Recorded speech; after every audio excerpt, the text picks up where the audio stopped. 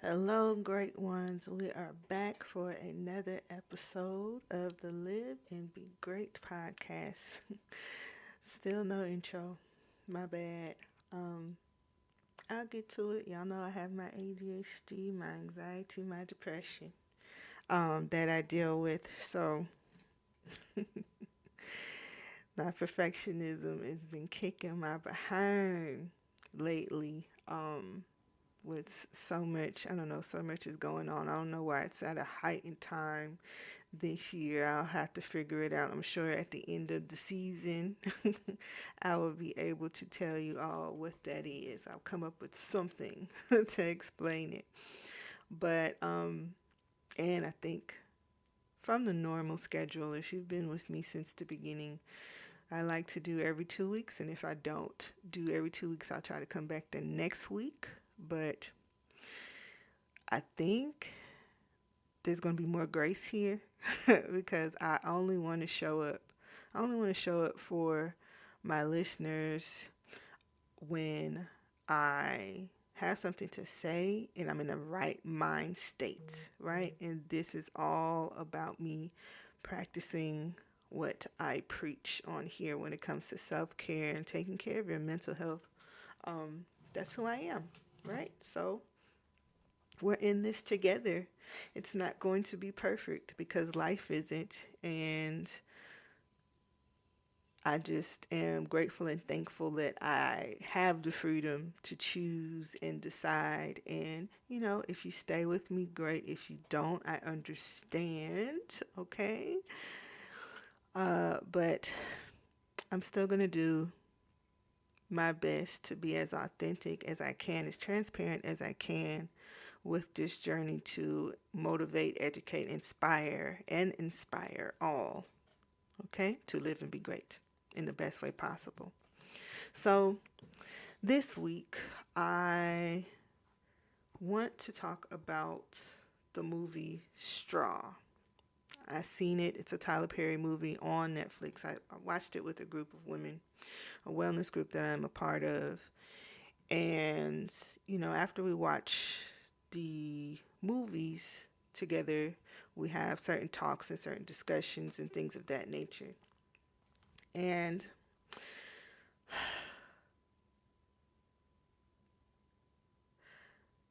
this was a story that I do feel like needed to be told when it comes to black women and how they can have those days. And yes, there's a spoiler alert if you haven't seen the movie Straw.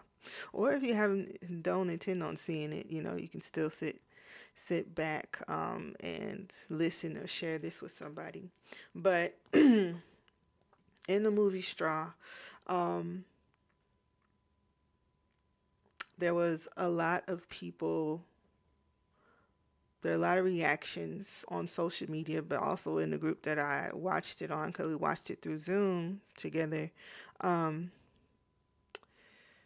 that had to turn the movie off within the first 15 minutes of the film, right? And there's a lot of trauma back to back to back. Like sometimes based off of your circumstances, your day can be a domino effect based off of existing issues, and a lot of those issues you have no control over. Like I have no control over racism, right? I have no control over what is considered poverty. I have no control over other people's reactions and other people's perceptions of me. So sometimes, like, your soul, your spirit can take a hit, and you can feel like no one is listening, like no one cares. Um, so these stories matter in that sense, right? But there is a fine line between visibility and exploitation, right? I did. I enjoyed the movie. Um, as far as what I would say the final message was, which was, to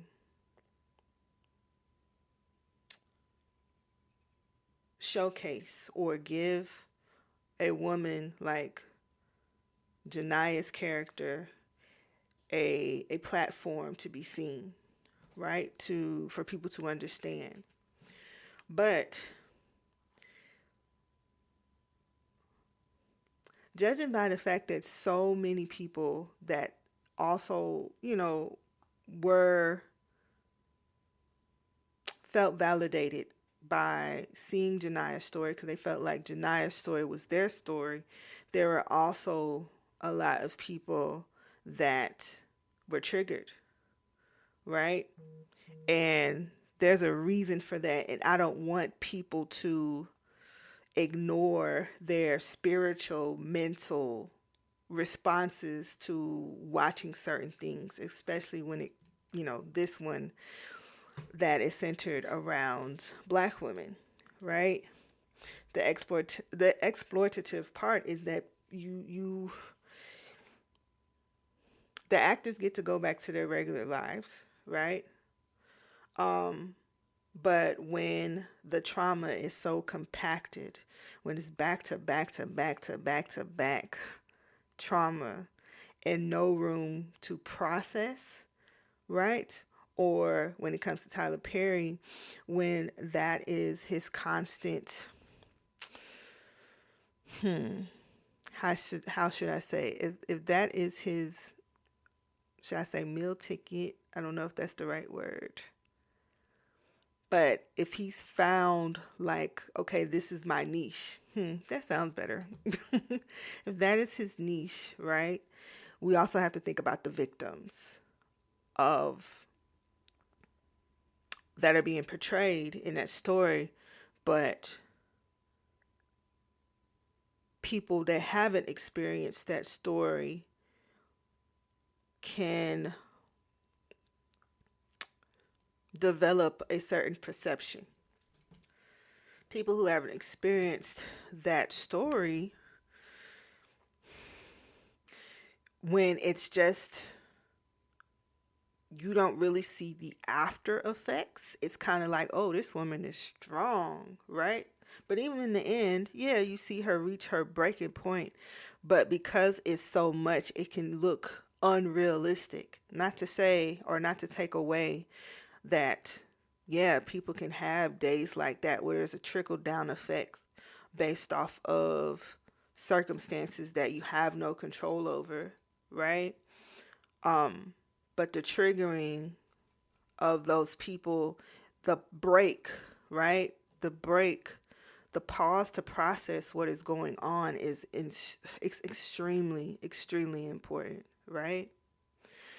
And when it comes to the strong black woman narrative being weaponized, right? People can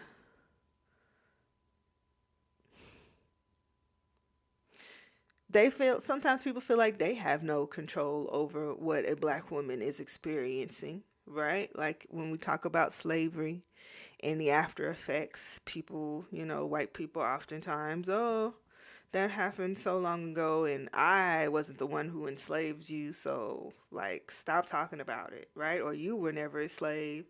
But as science has showed, we still have to deal with the trauma effects through eugenics, through generational trauma, generational PTSD, right?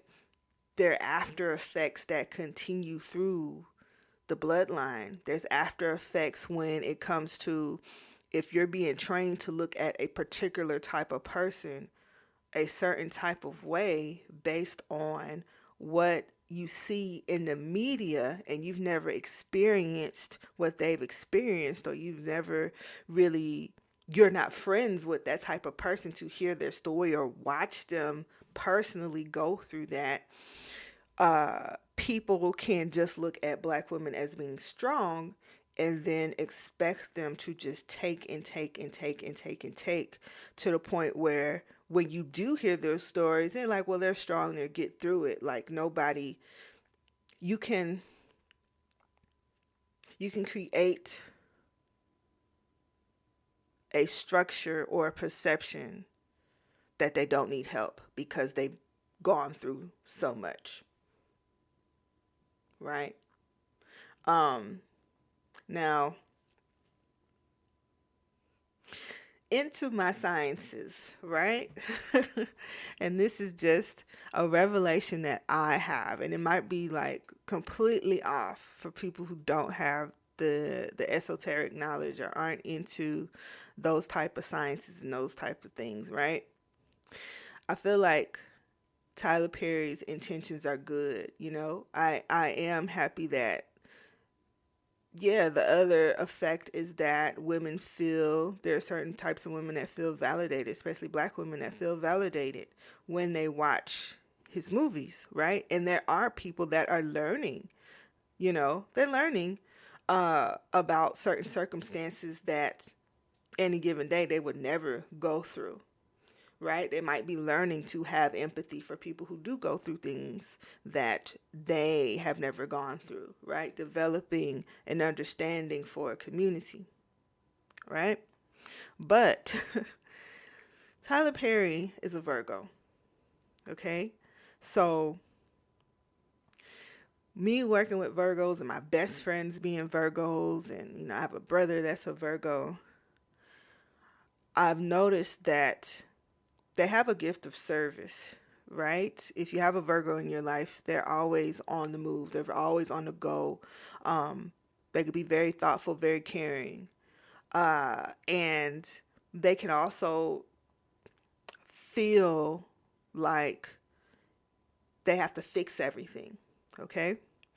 So watching Tyler Perry's work, right? You can see the anxiety. You can see what goes on in his head. A lot of times people with anxiety, and I haven't met a Virgo that doesn't have anxiety. I haven't met one. I haven't met one. I haven't seen one that's in the public that does not have anxiety, right? And is a perfectionist, okay? And that doesn't want to give back and to have some sort of helping and healing something, right? Regardless whether they're on the light side or dark side, that service part is there somewhere, right? Um, they can find themselves in a loop, okay, of anxiety, of um, a cognitive distortion when it comes to ways of thinking because they want to fix things and they want to fix things fast, right? They want a concrete solution. They can walk into any company and see where the disconnect is, or any group, or any you know any space that involves people. Good, bad, on the business level or the community level, even familial level, whatever it is, okay? And see what the issue is. And they feel like they need to fix it, okay? But not everything is supposed to be fixed. And sometimes your way isn't the best way, right? And the catastrophizing, that is something that can happen with people who suffer from anxiety, or people who feel the need to fix things, to be perfect in everything that they do, right? The people that want to constantly help, the people that are attracted to broken people, right? Um, their trauma, right, has something to do with that, but also they can kind of miss the mark when people just need them to listen to their story but not fix it, right? Or if people have already fixed that story or fixed what has happened, and they just want to share that I've gone through it, right? Oftentimes I would hear from Virgos something will be going on in their family, right? And they'll be the last to know. The reason why they're the last to know is because of the panic. whenever they cannot help you, right? That's when you're stupid, how could you do this? And that's when they can get, a little vicious in their tone. They might come back and apologize, but it's coming from a place of they want to fix stuff for people, especially the people that they care about, right? So Tyler Perry, the back-to-back trauma, right? And what I'm speaking about is, for example, in the movie, um, the lady woke up, got her child ready, right? And the child was worried about school lunch. Mom couldn't pay for the school lunch, right? And was getting paid, and she was like, "I'll take care of it," because the teacher um, embarrassed the child in front of everybody, and talked about how she couldn't get the special lunch anymore, and the mom needs to bring $40 to the school, right? So that's already one thing, trying to get the child ready. A child that has illnesses, sicknesses, seizures, right, has to take medication and things of that nature. And then as she's walking out, the landlord is like, the rent is late. So she's having this big argument with the landlord, and the landlord is like, if you don't have your stuff by the time you say you're going to have the money, all your stuff is going to be outside, right? Gets to work. No, drops the kid off, right? Gets to work, late to work.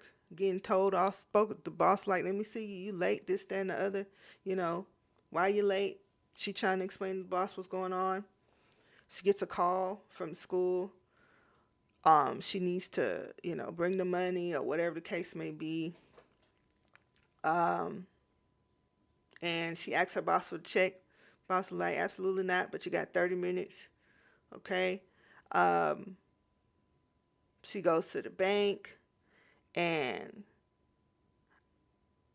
she's not able to skip the line or ask could she get an advance for the $40, because she's like, I come in, whatever, my child really needs this. She goes to the school, is not able to get the $40, but goes to the school uh, because, that's what she's supposed to be doing, because she gets a call from the school. But basically, without giving too much away and like talking about the entire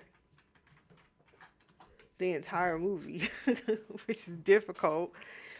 But I want to say after that, like, there's an instance where she's trying to race somewhere, either back to work or back to the school. She goes to the school, and a child is getting taken away by, child protective services. She comes out of that, and she's trying to rush to get back to work and possibly beg the boss for her check again, because it's Friday, it's payday. And she gets run off. She ends up cutting off a cop and gets run off the road by the cop, and the cop threatens her, right? And she gets they end up having to tow the car away or whatnot. The cop's racist, and the cop's like, oh, and the cop is off duty, which is ridiculous, but the cop's off duty, and he's like, I just need a reason to blow your head off or whatnot. And that's a lot. Like, that's like the first 15 minutes of the movie. Okay? First 15 minutes of the movie. It's raining outside. She goes back to her apartment. All her stuff outside. Right? Goes to work. Ends up having to walk to work because they end up towing her car because she didn't have no insurance. Towing her car. And then it's like, okay, there is not. That's usually how Tyler Perry's all of his shows are like that. There's no breathing room, right? And how Virgo mind works when you're telling them you have an issue, especially if they can't fix it or they don't know how to fix it, or they want to fix it, or they just be thinking about you, and maybe you've been going through the same issue, right? Their mind goes into what can happen if I don't fix this problem perfectly. What can happen? What can happen? And that anxiety for them, you know, or people who have been diagnosed with generalized anxiety or severe anxiety, is if I don't do this perfectly, somebody will die in their body, right? They're not going to say that out loud, but that's what their body is reacting to. That's how their mind is going. So it's a catastrophizing type of way of thinking when there's an issue. That's what we call catastrophizing, when you just go to the depths of the depths of the depths of the depths of the depths of your finger being cut by a paper. Right? Oh, it can get infected. Oh, and they might have to amputate your finger. Oh, and you can't, that's your writing hand. Oh, and you won't be able to work. Oh, you're going to get put on the streets. Like, that's how their mind works when it comes to anxiety, right? And those of us who suffer from anxiety, that's how they process trauma. Like they stack on the crisis after crisis after crisis after crisis. They could just be dealing with one, right? But they stack on the after effects if I don't fix this perfectly for myself or this person. That's anxiety right there in a nutshell. That's why people get diagnosed for it. You can have a little bit of anxiety if you're worried about getting a job or going to an interview. You can have a little bit of anxiety or panic attack if you are getting married, you're getting cold feet, right? If you're going into surgery and there's high risk surgery and things of that nature. Whatever the case may be, yeah, that's normal, right? But Virgos from sorry, like I haven't seen one. I told you I ain't seen one. Okay? That don't have this level of anxiety. And every last one that I talk to, right? They tell me I'm not wrong. Okay? Um but if we're bringing it back to people who have been diagnosed with an anxiety disorder, that's how their mind works. And this is trauma stacking. And when you trauma stack, right, the people around you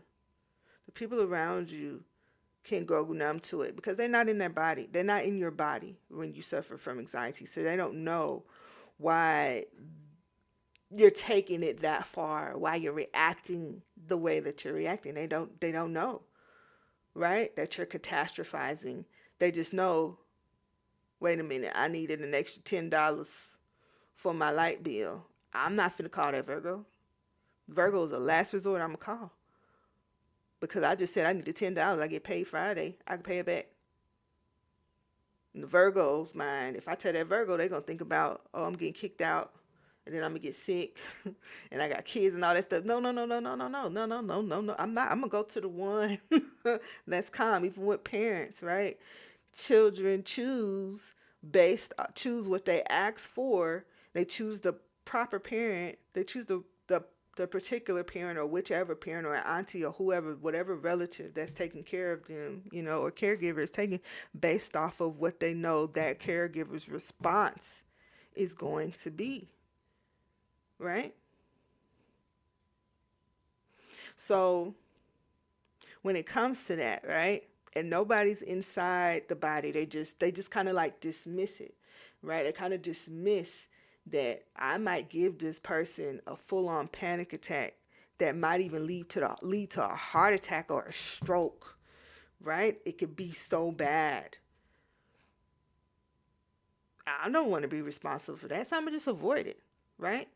And a lot of people, they don't even know. Majority of people don't even know to articulate their anxiety that way. I know how to articulate it because of my background in psychology, right? I know how to articulate it because of my clients. I know how to articulate it because of my friends, the people my clients, right? My family, right? I know how to articulate it based off of being able to have that education and put those pieces together. But the common person does not, right? So you can trigger people who have experiences like that, right? You can make them feel seen as well, but also you can build a culture that grows numb to that process, right?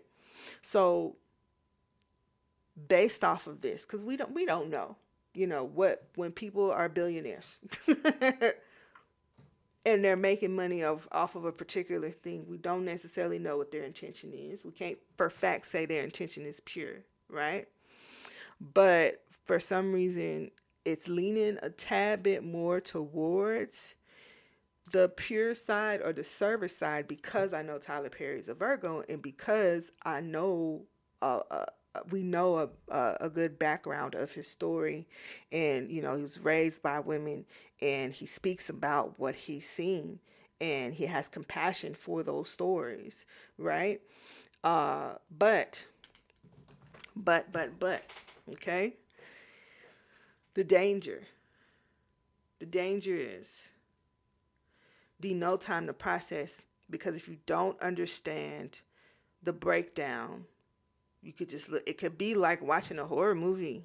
You watch it, you scare for a moment, right? You in the space, you in the victim space, and then you go about your everyday life, and you're not making the connection because there's no time to process, right? And he doesn't make horror films, but to people who like black women, that could be a horror film. It's a horrific thing, right?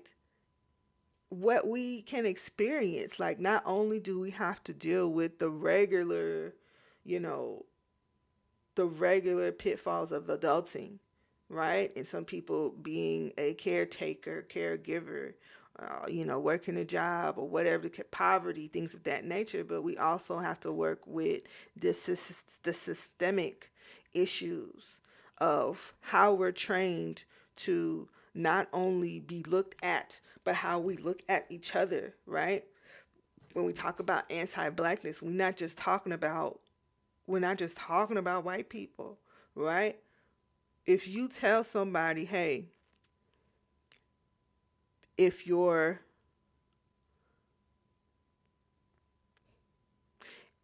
plus size, right? And they don't see those people being the love interest, and they don't see them being the main character, right? Over time, people are going to start to see, okay, that is not a representation of beauty, right? Not only does that happen to the people who are not plus size, right? It also happens to the people who are plus size. They look at each other like that. They look in the mirror like that, right? So when I talk about anti-blackness,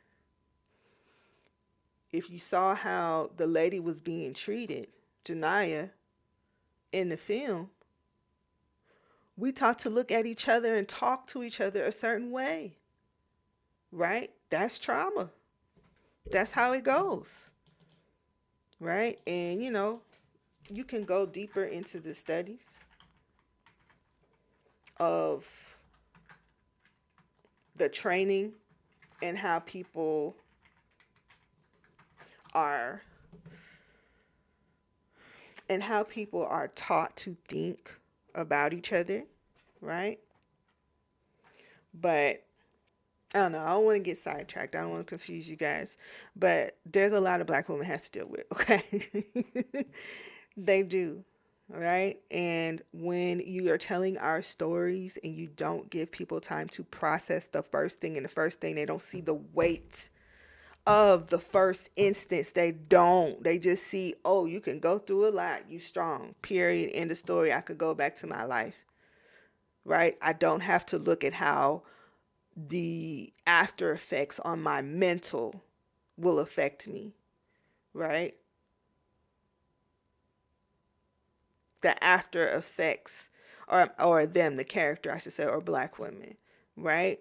I could even normalize that trauma. So yeah, that's the danger. That's the danger of that.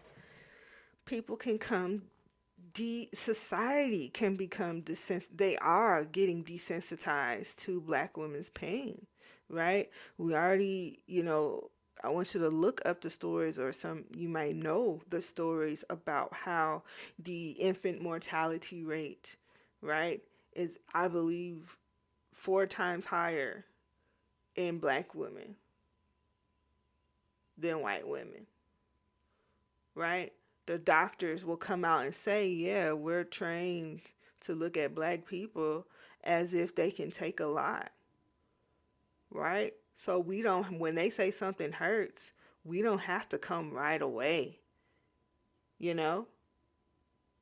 We don't have to. We look at their circumstances, desensitized, right? When a black woman says, hey, I need help, based off of the training, oh, she's so strong, she's so this, people looking at her like, yeah, you got this. They don't know what to do, right?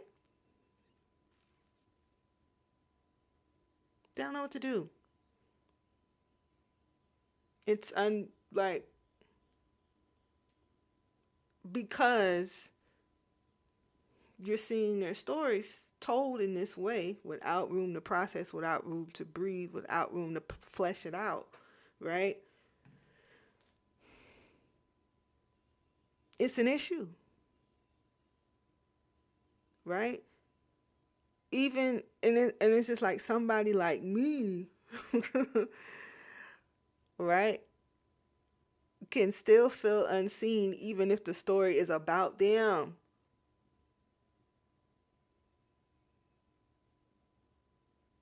Because it is extremely exhausting. If this is the way the story is being told, and the takeaway from a lot of people is that, yeah, you can take all of this. I watch Tyler Perry. You know?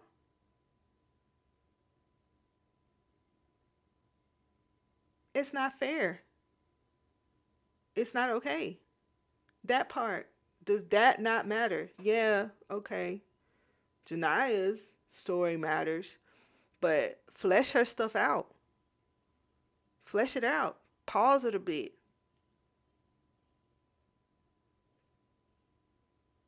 They could have made a whole series off of that. They could have made like three, right? And then where's the redemption? Where's the redemption for her character as far as what happens after this psychotic break that she had? What happens after that? What can people do when they feel themselves spiraling, right? Or if they see somebody spiraling, okay? Is the answer to put, because right now the answer is they could take anything. You know, I mean, yeah, they were able to see some sort of redemption as far as Jania had fans that heard her story, right? Heard about how her day was going and she just wanted to do what she needed to do to take care of her daughter. Had fans and things of that nature. People that watched the coverage on the news, they had like, protests and free Jania posters and stuff like that. And she had the manager of the bank, be in her corner. She had one of the other police officers be in her corner. Yeah, that's great. And there's always, listen, there's always somebody that will support the main character that's struggling. There's always somebody, some knight in shining armor, right? That comes in and saves the day. Yeah. Wonderful, great. But what does that do? There's a piece missing, right? So the intention, great. Intention to tell this story, great. But what about the perception that we are just these strong beings that can take a lot? What happens after that? Right? And the danger of also, there is people like Jania that didn't have health insurance, right? So she couldn't possibly go see a therapist, you know? She didn't have access to those type of resources. Yeah, there might be some free groups that she can go to that doesn't require insurance and things of that nature. But put that in a movie. Put a movie in there like that. Like, do you know that these things exist for you in your position? You know? But also, not just, hey, people need to be more compassionate towards each other, but racism is still a thing. It is. Anti-blackness is still a thing. Okay? It is. Crabs in the barrel mentality is still a thing. Yeah, art is supposed to spark a conversation. You're supposed to have free thought to explore and interpret things. But when we're talking about trauma, black women's trauma in particular, we need more. We need more space and time to process. Right? Where's the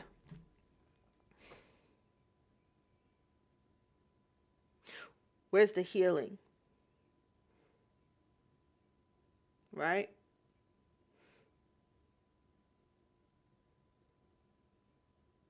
We have to make space for that. Yes, make people aware. But what about the victim in this?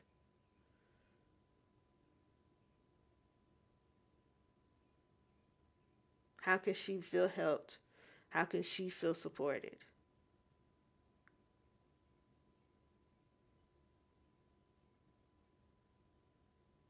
We have to make space for softness. We have to make space for safety, vulnerability. We have to make space for that, and we have to teach people that, right?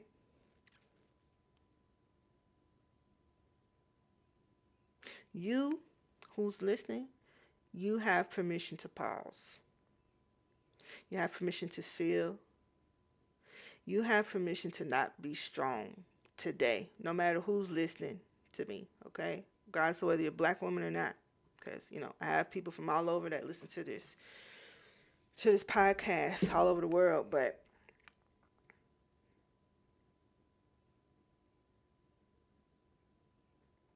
you have permission, right?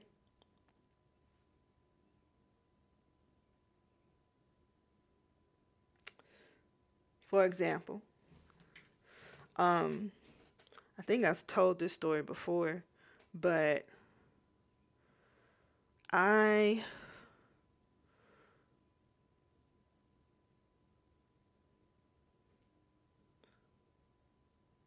every place that I've worked, right? I've been undertrained. Every place. Every place, even if I have supervision.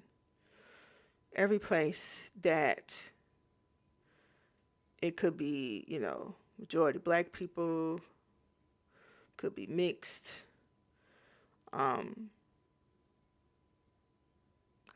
want to say I've been doing stuff from the arts, from IT to psychology, like all over, all the many spaces that I've been in. Um, there's always, oh, you got it. Oh, and I'm telling the supervisor, whoever, I don't feel confident in this, right? I'm not ready yet. Yeah, you are. No, you got it. What? Even in my profession as when I, became a therapist, that whole experience, which I'll have to retell that story again, that experience, there's an assumption that I could take it, right? I'll be fine. Asking my boss, who is also a therapist, for a mental health day after she just took one a week ago, a week before. You need a mental health day. But what can we do so you don't need those? What? No, I understand since I just took one. No, because I'm a black woman. She was a white woman. And she's been taught to look at me as if I don't need those. Right? I took my mental health day. I did. You know? But it's like, this is just, it's just been like that. It's been like that. It's one reason I had to leave corporate. But you would think in the space where people should have an understanding of mental health, that they would know. That they would automatically be like, yeah, this is a human being that is on the brink of burnout, or saying mentally she cannot do it today. I understand that because I went to school and I have clients. This is my profession. The mind, mental health. You would think that. No. And that's why, and this is why, right? This is why we also have to do a better job, those of us who know better, okay? To give ourselves permission to be soft, to be vulnerable, to need and accept protection, and create those boundaries. It's important. Stories like that. And yeah, listen. Flesh this out again. I'll flesh this out again. So many stories, and I will be telling them so you guys understand my point.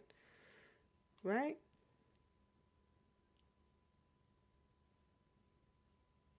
So that's what I wanted to speak on. That is why I say I'm worried about the numbness, because that is what I'm seeing happen to that, right? The issue with Megan Thee Stallion, the Haley Bailey right now, even back to how many jokes were made about Tina Turner. Okay? These stories being told. We are seeing the trauma, but the healing part needs to show up more when we tell this story. Right? The pause before the trickle-down effects needs to happen. Okay? It needs to happen. And I hope that, one day, Tyler Perry, since he has that platform, or anybody that does have the power to tell these stories,